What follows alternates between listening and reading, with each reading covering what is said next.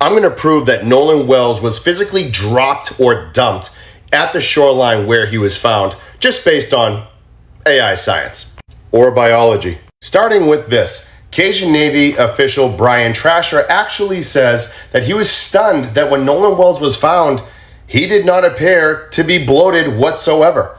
He was face down, but he didn't appear to be bloated. But why? Now, we know this general area of Horn Island is known as a washing machine. So here, in the dynamic maritime environment, such as a washing machine currents off Horn Island, hydraulic forces override buoyancy physics, which means powerful undercurrents, rough surf, or shifting tides can mechanically sweep a sunken body off the seafloor and churn it back up to the surface, even if the body is still completely unbloated. The absence of obvious bloating sounds dramatic, but by itself it cannot carry the weight of a dumping theory. That detail only becomes meaningful if it is tied to timing, water temperature, body position, current behavior, and the condition in which Nolan entered the water. Without those pieces, not bloated is an observation, not a clock. That matters because the central dispute is already taking shape. Did the recovery location result from ordinary movement through a difficult marine environment, or does the location require some other explanation? A turbulent area can complicate intuition. Something appearing close to shore does not necessarily mean it stayed close to shore, and something not visibly swollen does not automatically tell us how long it had been in the water. So the useful question is narrower than the accusation. What combination of currents, tides, surf, and buoyancy could place a body there during the relevant period? If that combination is physically plausible, the shoreline location may be less suspicious than it first appears. If it is not, then the same location becomes far more important. That distinction should guide everything that follows. The strongest case will not come from choosing the most disturbing possibility first. It will come from eliminating possibilities one by one, and the body's condition is only one variable in that process. The bigger issue is whether the environmental explanation can survive contact with the rest of the timeline, because once timing enters the picture, a detail that seems neutral here may become much harder to explain later. That is where real evidentiary pressure begins to build. This is the one that I want everyone to pay attention to. You may actually skip the whole sinking process in general. If an individual is unalive before their body enters the water from a medical emergency, foul play, or trauma, on a boat, their lungs may still be fully inflated with air. Because their lungs are never filled with water, the body preserves its natural buoyancy and can float face first on the surface immediately, skipping the initial sinking phase entirely. Which now brings to question, he was found face down, he wasn't bloated, which means he skipped possibly the sinking phase. Then how come no one saw him on July 5th until July 6th? It's really starting to prove my theory of he was dropped off there.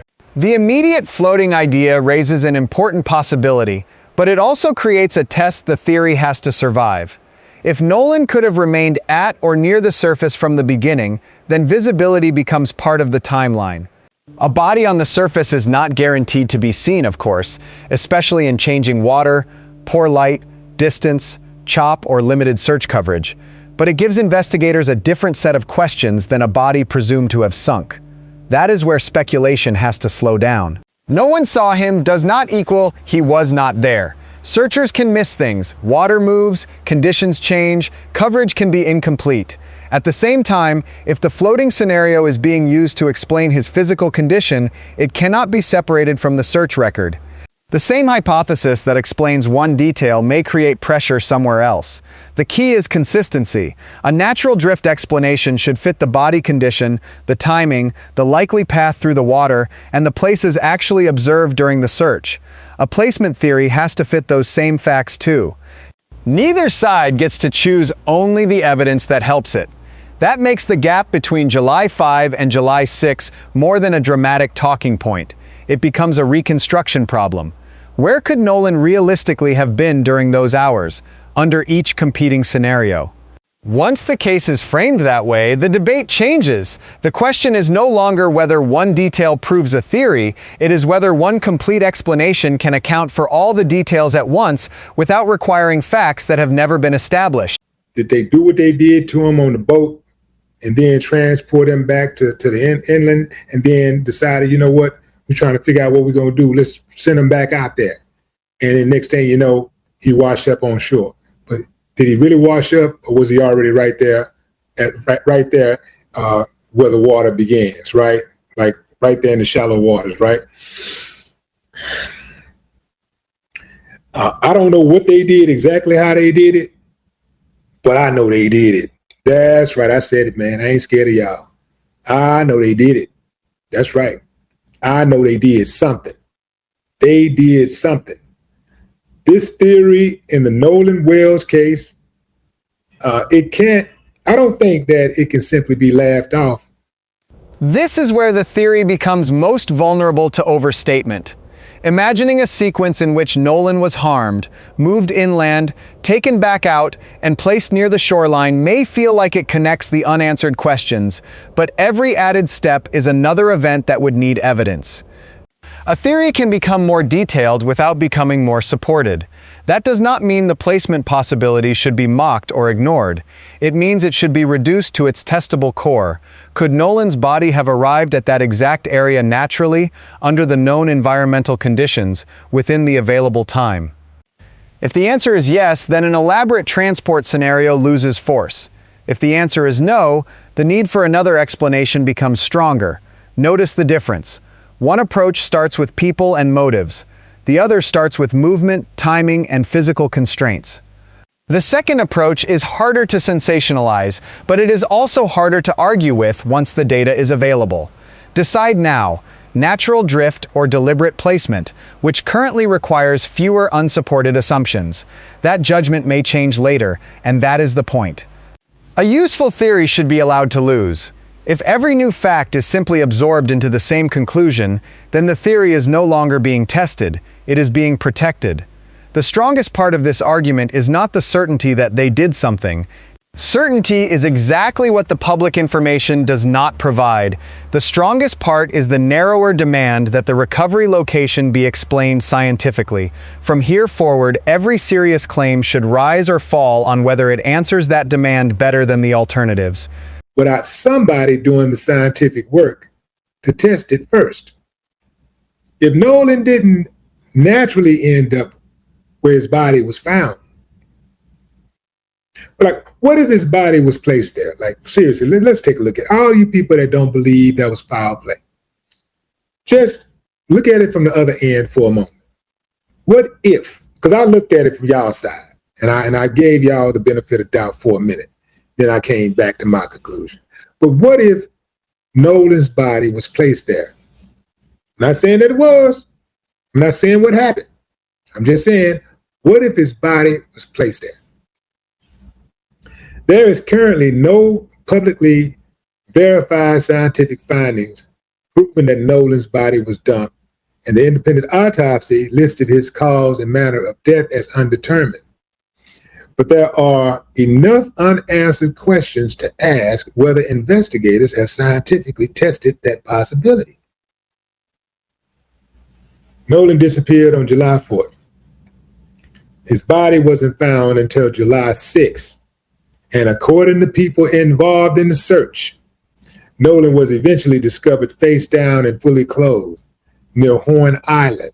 The undetermined autopsy finding changes the tone of the discussion because it removes the easiest shortcut.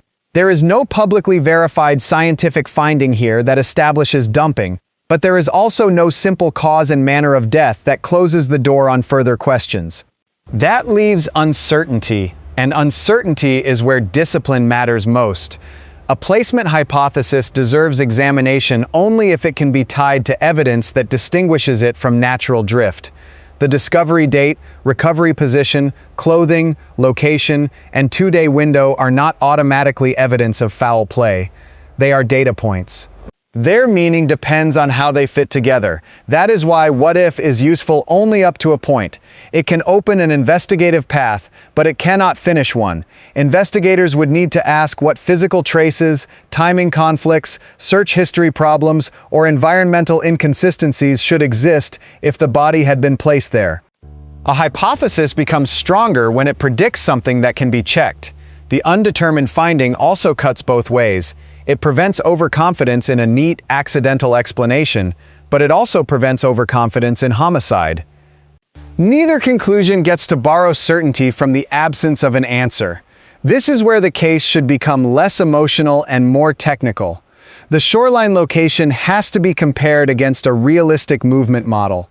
The condition of the body has to be compared against time and environment. The search record has to be compared against both. If those three lines agree, the uncertainty narrows. If they conflict, then the recovery location stops being a background detail and becomes one of the central facts investigators have to explain. Now, here's where science becomes important.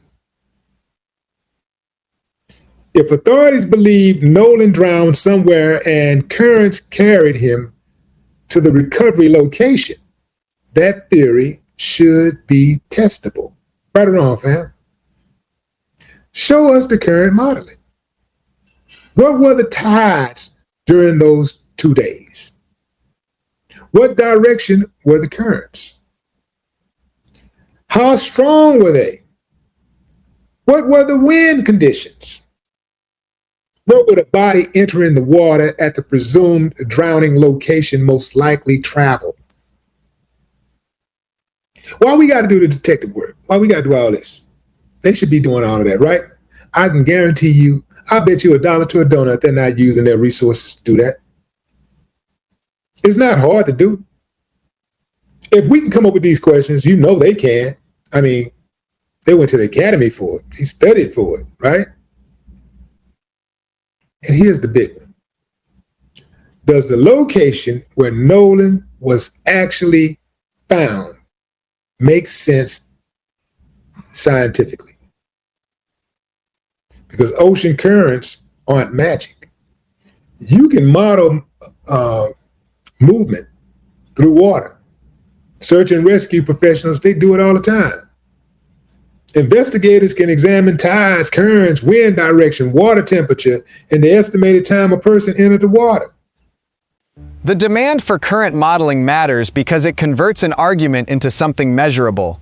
Instead of asking viewers to trust instinct about what the water should have done, it asks for a reconstruction using tide, current, wind, temperature, timing, and the presumed point of entry. But even that reconstruction has limits. A model does not recreate the past with certainty. Its value is estimating what paths were plausible, what paths were unlikely, and how sensitive the result is to assumptions such as entry time or starting location. It narrows the field. It does not create certainty. The crucial issue is whether the presumed drowning scenario produces a credible path to the recovery site. If many reasonable inputs repeatedly place a body near that area, natural drift gains weight. If the model consistently carries the body elsewhere, investigators would have reason to revisit the starting assumptions. Subscribe if you want the evidence tested before the theory gets the final word. There is another value in this approach. It forces everyone to state what they are assuming. He drifted there depends on an entry point and time. He was placed there depends on an alternative timeline and mechanism. Once those assumptions are visible, they can be challenged. That is why asking for data is more productive than accusing investigators of failing before knowing what work was done. The strongest criticism would be specific. Show whether movement was reconstructed, explain the inputs, and show how the result fits the recovery location. If that work exists, it could resolve part of this dispute. If it does not, then the absence becomes a legitimate investigative gap. So you can't tell me that these things are not possible. One searcher has publicly suggested that the water conditions could explain why Nolan's body was recovered surprisingly close to where he was last seen. That is evidence investigators should examine seriously. But it's still just a theory that needs to be tested against the complete forensics picture. And if the science modeling says a body entering the water at point A during that period could reasonably arrive at point B, that supports the natural drift theory. But what happens if it doesn't? That's where this becomes extremely interesting, because Then investigators have to consider other explanations for how Nolan got there. There's another question. Searchers were looking for Nolan before his body was discovered, so investigators should establish exactly which areas were searched, when they were searched, and how. See, that's the big one right there, fam. That's a big one. Because if they searched that area, let's say they had just searched the area 20 minutes ago, then all of a sudden the body is there. They come back and the body is there. That's a problem. The search timeline may be even more important than the drift model because it can create a direct conflict between where Nolan supposedly was and what searchers actually observed. But searched has to be defined precisely. Passing near an area is different from systematically clearing it. Aerial observation is different from boat-level observation. Daylight, glare, waves, distance, and viewing angle can change what "we looked there" really means. So the hypothetical 20-minute gap is powerful only if the record supports it.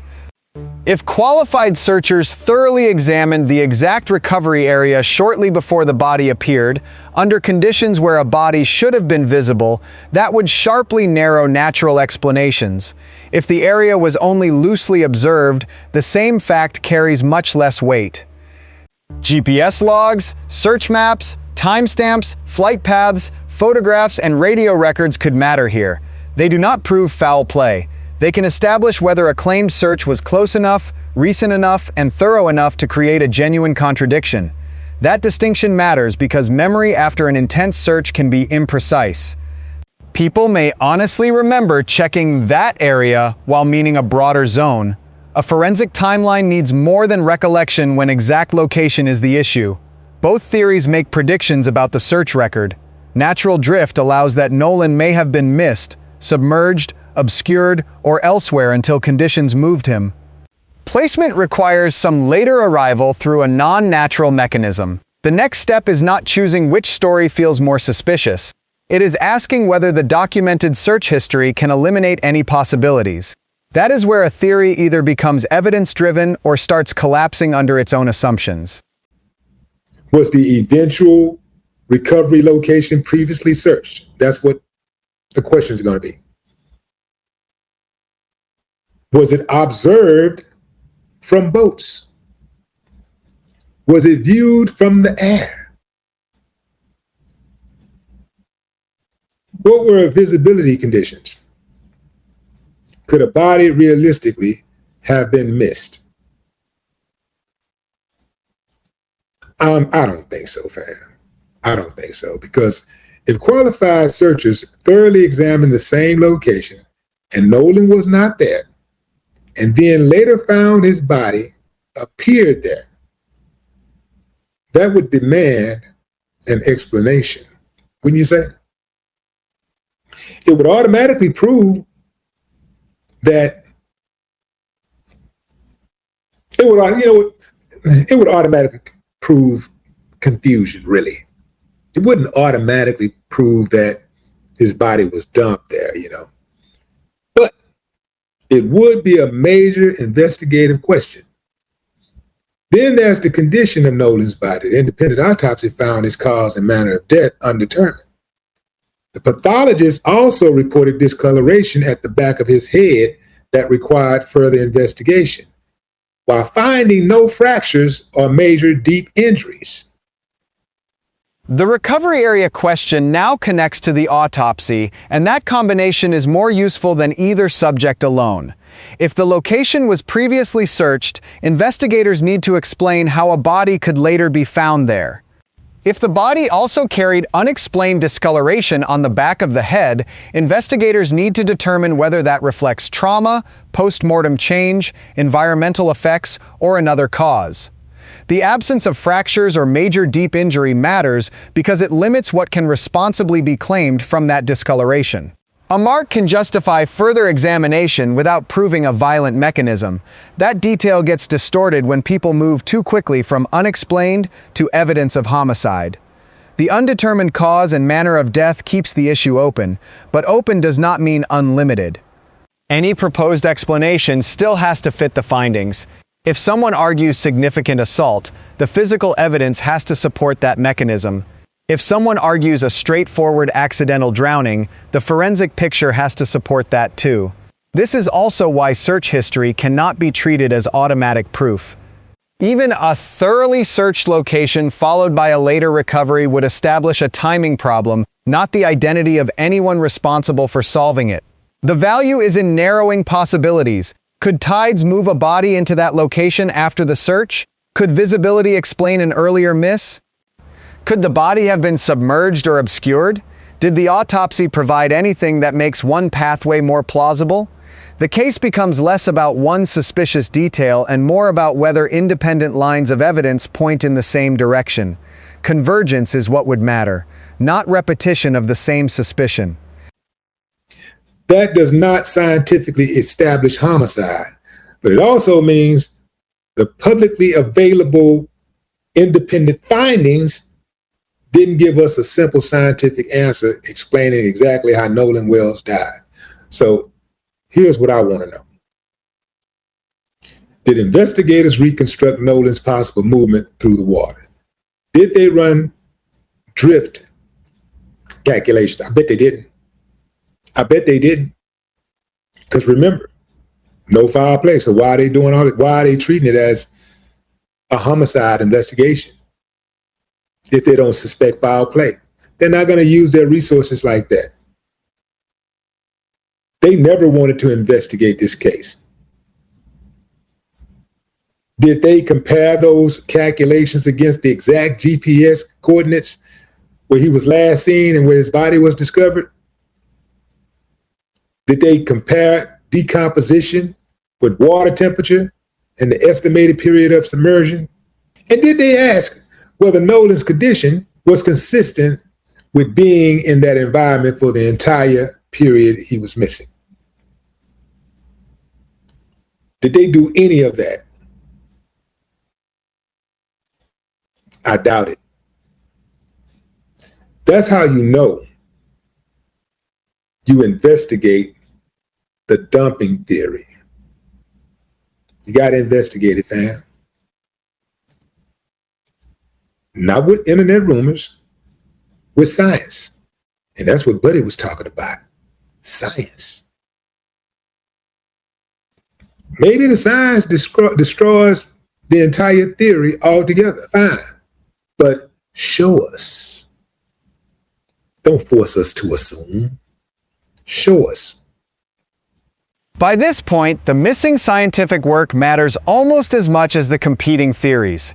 Drift calculations, exact coordinates, water temperature, estimated time in the environment, and decomposition are valuable because they can cross-check one another. If several independent measurements fit the same scenario, confidence rises. If they clash, the scenario needs revision. The most important correction is to separate "we have not seen the analysis" from "the analysis was never done." Those are not the same claim. Public silence can be frustrating, but it cannot establish investigative neglect. The responsible position is narrower. If those tests were performed, their results would be highly relevant to evaluating how Nolan reached the recovery location. Science could also weaken the dumping theory just as easily as strengthen it. A good investigation has to allow that outcome. If current modeling, search coverage, and post-mortem findings fit a natural path, then the placement hypothesis should lose weight regardless of how suspicious earlier details felt. Put your verdict on one point. Which missing test would change your view most? The strongest test may be the combination rather than any single answer. A drift model without accurate timing can mislead. Decomposition without environmental context can mislead. Search records without visibility conditions can mislead. But reconstructed together, those pieces should shrink the number of plausible stories. That is why demanding "show us" is most persuasive when attached to specific evidence, not assumptions about investigators' motives. The public question is whether the available facts can be organized into a coherent reconstruction. If they can, this case becomes clearer. If they cannot, the uncertainty becomes more precise and harder to dismiss.